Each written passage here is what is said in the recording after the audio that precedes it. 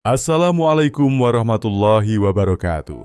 Syukur Alhamdulillah, kita berjumpa lagi di channel ini. Shalawat dan salam selalu tercurahkan kepada junjungan kita, Nabi besar Muhammad, Shallallahu alaihi wasallam, Sayyidina Muhammad wa ala Sayyidina Muhammad. Selamat malam, selamat pagi, selamat siang, dan selamat sore, sahabat Pandowo Anom. Apa kabarnya? Semoga kalian semua baik-baik saja. Bertemu lagi dengan saya yang kali ini akan menceritakan sebuah kisah tentang seorang wanita desa yang menjadi TKW di negeri jiran, Malaysia. Niat keberangkatannya hanyalah untuk memperbaiki ekonomi keluarganya. Namun siapa sangka niat mulia itu pupus akibat perkenalannya dengan seorang pria Bangladesh. Lalu bagaimana kisah selengkapnya? Sebelum melanjutkan cerita, dukung channel ini dengan cara subscribe, like, komen, dan share. Aktifkan juga tombol loncengnya agar kalian tidak ketinggalan video-video terbaru dari Pandowo Anom. Jadi, tanpa berlama-lama, mari kita bahas seluruh ceritanya.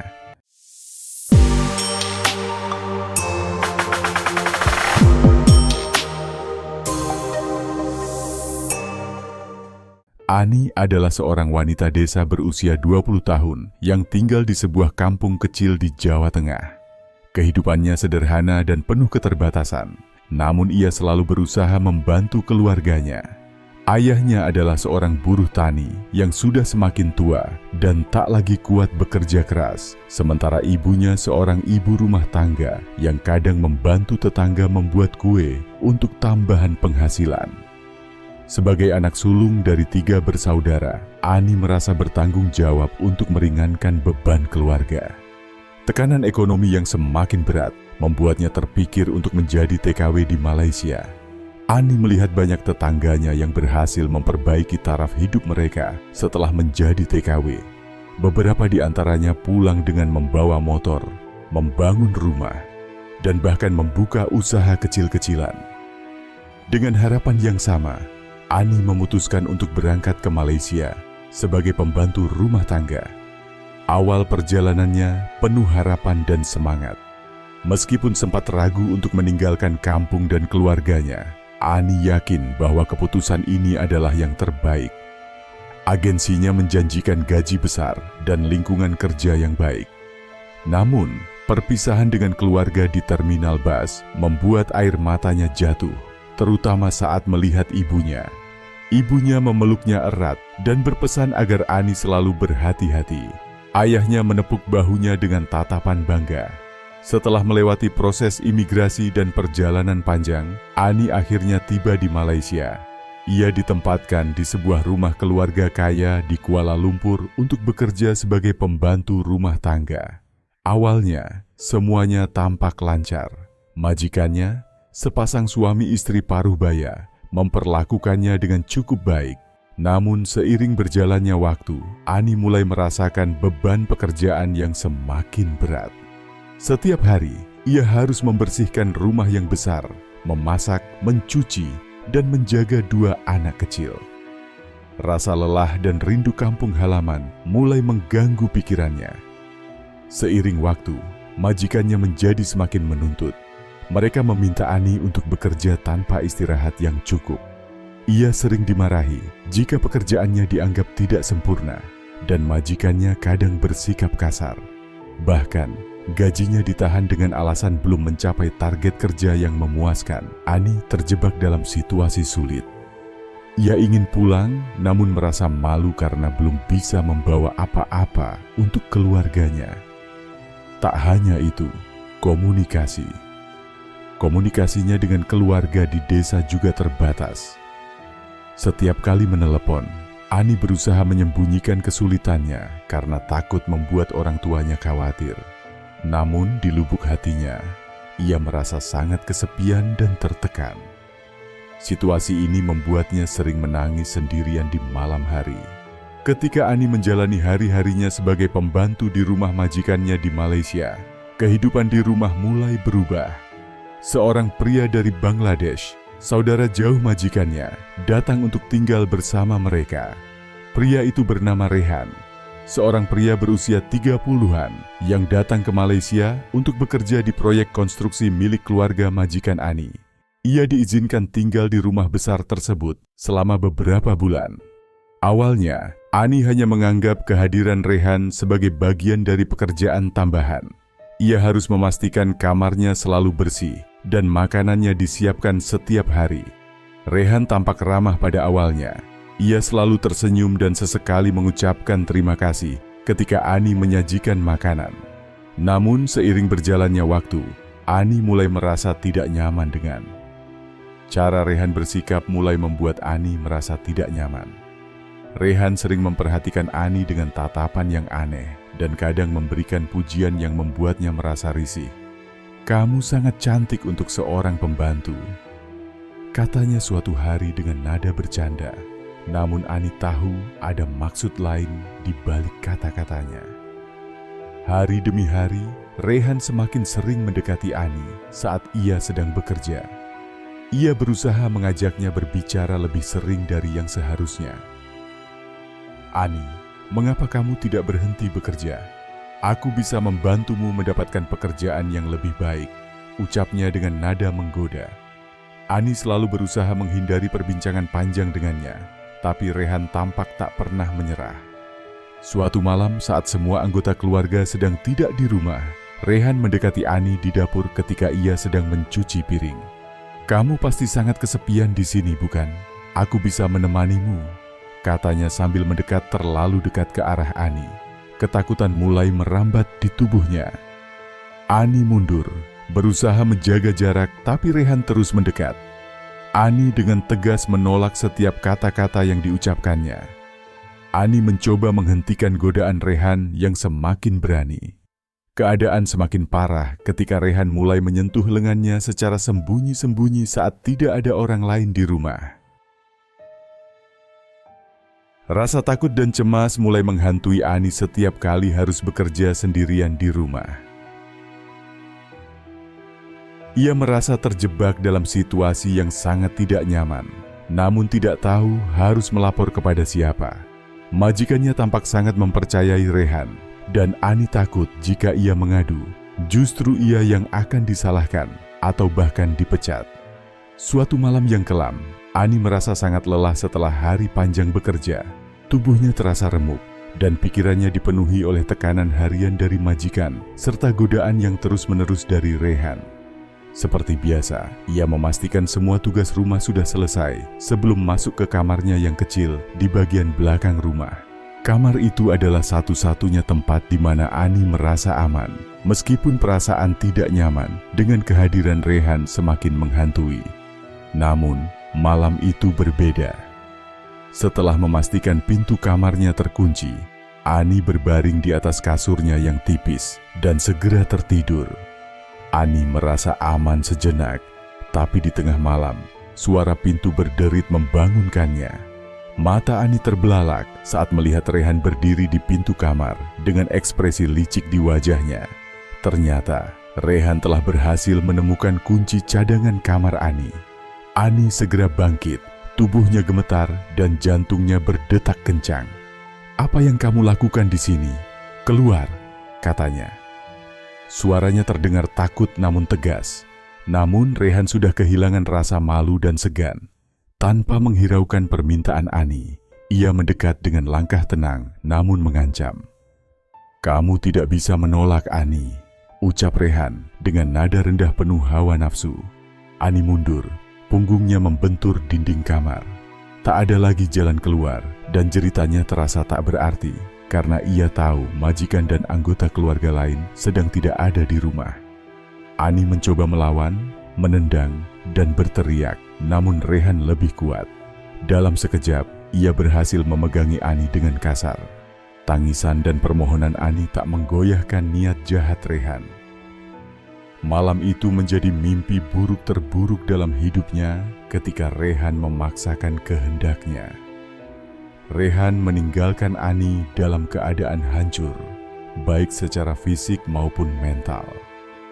Setelah malam pertama ketika Rehan berhasil memaksa Ani, situasi menjadi semakin buruk.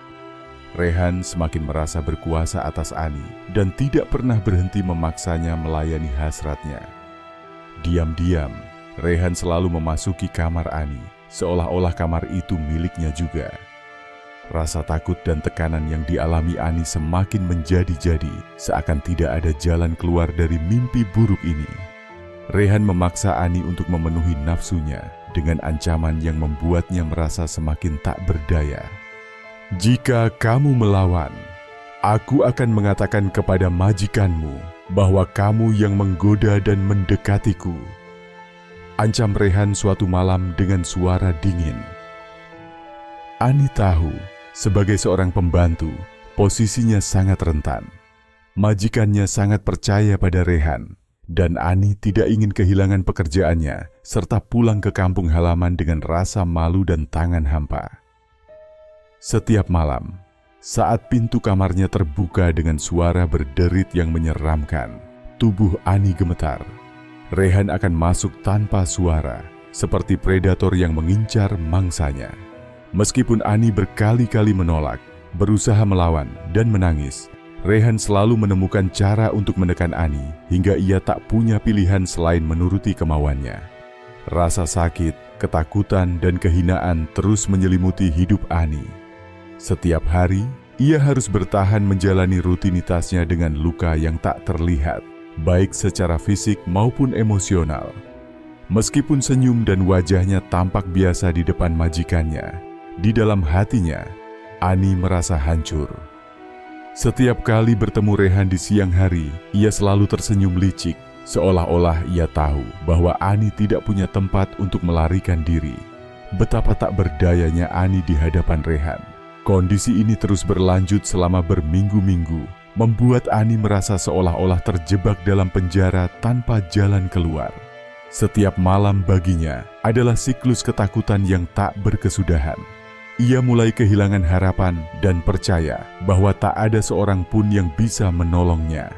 Setelah berminggu-minggu mengalami kekejaman dan pelecehan yang dilakukan oleh Rehan, Ani mulai merasakan perubahan dalam tubuhnya. Rasa mual yang datang setiap pagi, kelelahan yang lebih dari biasanya, dan siklus menstruasinya yang terhenti membuat Ani khawatir. Di dalam hatinya, Ani tahu ada sesuatu yang salah, namun ia takut untuk menghadapinya. Suatu hari, Ani akhirnya memutuskan untuk membeli alat tes kehamilan secara diam-diam. Ia melakukannya dengan hati-hati agar tidak ada yang mengetahuinya. Saat hasil tes menunjukkan 2 garis, tanda bahwa ia hamil, dunia Ani terasa runtuh. Tangisnya pecah di dalam kamar sempitnya. Ia merasa hancur, bingung, dan tidak tahu harus berbuat apa. Kehamilan ini adalah hasil dari perbuatan Rehan yang memaksanya setiap malam. Ani merasa semakin terjebak dalam situasi yang sulit. Selama beberapa minggu, ia berusaha menyembunyikan kehamilannya. Ia mengenakan pakaian longgar dan menghindari tatapan majikannya, berharap mereka tidak memperhatikan perubahan pada tubuhnya. Namun, seiring berjalannya waktu, tanda-tanda kehamilan semakin sulit disembunyikan. Tubuhnya mulai terlihat lebih besar, dan gejala kehamilan seperti mual di pagi hari semakin sering terjadi. Majikannya, yang pada awalnya tidak curiga, mulai memperhatikan perubahan ini. Suatu pagi, ketika Ani sedang mencuci piring di dapur, majikannya, Puan Salma, tiba-tiba menghampirinya dengan tatapan tajam. "Ani, kenapa kamu terlihat lebih gemuk? Ada sesuatu yang ingin kamu katakan padaku?" tanya Puan Salma dengan nada curiga. Ani terdiam, merasa terpojok dan tidak tahu harus berkata apa. Namun Puan Salma bukanlah orang yang mudah dibohongi. Ia terus menekan Ani dengan pertanyaan-pertanyaan tajam. Sampai akhirnya, Ani tak kuat lagi menyembunyikan rahasia besar itu. Dengan suara gemetar dan air mata yang mulai mengalir, Ani mengakui kebenaran yang selama ini ia pendam. "Selama ini saya pendam, Puan. Saya hamil," ucap Ani sambil menunduk.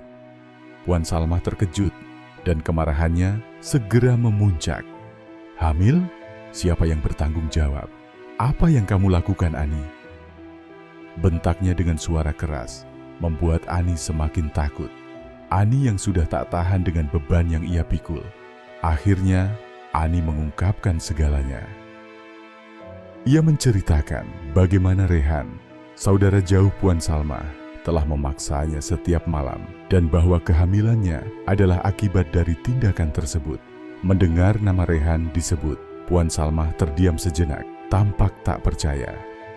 Namun setelah beberapa detik, kemarahannya berubah menjadi lebih besar, bukan hanya kepada Ani, tetapi juga kepada Rehan. Dengan amarah yang meluap-luap, Puan Salma segera memanggil Rehan. Namun sesuatu yang tidak mereka duga terjadi. Ketika Puan Salma pergi mencari Rehan ke kamarnya, ia mendapati kamar itu kosong. Semua barang-barang Rehan telah lenyap, lemari pakaiannya terbuka, dan koper-kopernya tak ada di sana. Rehan telah kabur. Seketika, rumah itu menjadi kacau balau saat Puan Salma berusaha mencari tahu lebih lanjut. Tidak ada yang tahu kapan tepatnya Rehan melarikan diri, tetapi tak seorang pun memperhatikan gerak-geriknya sebelumnya. Rehan, yang rupanya sudah menyadari bahwa kebenarannya akan terbongkar, telah kabur sebelum Ani sempat mengungkapkan segalanya. Ia melarikan diri, meninggalkan Ani dalam keadaan hamil dan majikannya dalam amarah yang tak terkendali. Ani yang sudah lelah secara fisik dan mental hanya bisa terduduk dengan perasaan campur aduk. Di satu sisi, ia lega karena Rehan tidak lagi berada di rumah itu dan tidak akan bisa menyakitinya lagi. Namun di sisi lain, ia merasa hancur karena tahu bahwa pria yang bertanggung jawab atas penderitaannya telah pergi begitu saja tanpa menghadapi konsekuensi dari perbuatannya. Puan Salma, yang sangat malu dan marah atas perbuatan Rehan, tetap tidak bisa menerima keadaan ini begitu saja. Meskipun ia percaya bahwa Ani tidak bersalah, situasi ini tidak bisa diterima di bawah atap rumahnya. Dengan nada dingin, Puan Salma berkata, "Ani, kamu sudah menjadi korban, tapi aku tak bisa membiarkanmu tinggal di sini dalam keadaan seperti ini. Aku harus memikirkan nama baik keluargaku," ujar Puan Salma. Ani hanya bisa menunduk. Meskipun ia tahu keputusan Puan Salma tidak adil, ia juga memahami bahwa dalam posisinya sebagai pembantu, ia tidak memiliki banyak pilihan. Puan Salma memanggil agen tenaga kerja dan meminta agar Ani dipulangkan ke Indonesia. Dengan hati yang berat, Ani akhirnya tiba di kampung halamannya, membawa banyak beban, baik secara fisik maupun emosional.